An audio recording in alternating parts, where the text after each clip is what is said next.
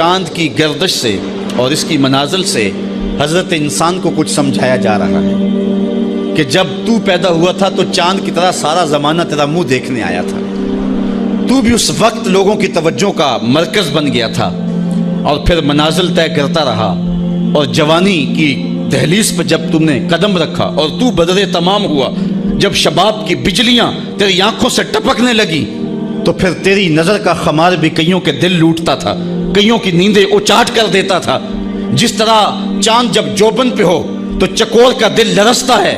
اور سمندر میں جوار بھاٹا پیدا ہو جاتا ہے، لہریں اٹھتی ہیں، طوفان پیدا ہوتے ہیں، تو جب بندہ بھی جوانی کی دہلیز پہ ہوتا ہے تو وہ بھی طوفان اٹھاتا ہے، دلوں میں جوار بھاٹے پیدا ہوتے ہیں۔ تو وہ لمحے بھی آئے کہ تو نے دلوں کی بستیاں اور دلوں کی دنیا پر ہلچل پیدا کر کے رکھ دی۔ تیرا شباب لوگوں کی زندگیوں کے اندر گھلتا رہا اور کتنوں کی نیندیں اچاٹ ہوتی رہیں، تیری زلف کے شکن کتنوں کا قرار لوٹ کے لے گئے، لیکن پھر وہ لمحہ بھی آیا، حتی آدھا کل ارجون القدیم، پھر بوڑھا ہو گیا، پھر تجھے کوئی دیکھنے بھی نہیں آتا، کوئی تجھ سے اداس بھی نہیں ہوتا، بچے بھی کترا کے گزر جاتے ہیں۔ کہا انسان ذرا چاند کی منزلوں کو دیکھ، یہی چاند کتنا پیارا تھا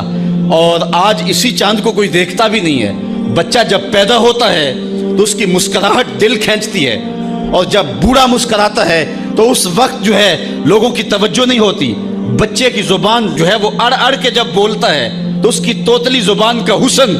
دلوں میں نکھار پیدا کرتا ہے، ماں بھی بلہاری جاتی ہے، باپ بھی صدقے جاتا ہے، بہنیں بھی جو ہے وہ قربان جاتی ہیں۔ تو بچے کا ٹوٹا لہجہ اور توتلی زبان خوشیوں کی ایک لہر ہوتی ہے، لیکن جب بڑھاپے میں فالج کی وجہ سے زبان میں لکنت آ جائے، اب توتلا پن پیدا ہو جائے، اب زبان اٹکنے لگے تو بچے بھی مذاق اڑاتے ہیں۔ ایک لمحہ وہ تھا کہ زبان توتلی تھی تو حسن تھا،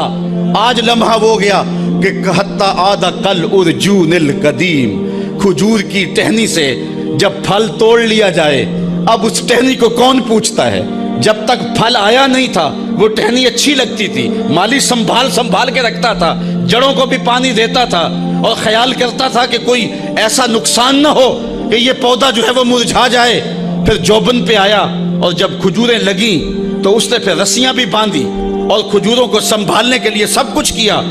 پھر جس دن اس نے اس ڈال سے پھل کاٹ لیا،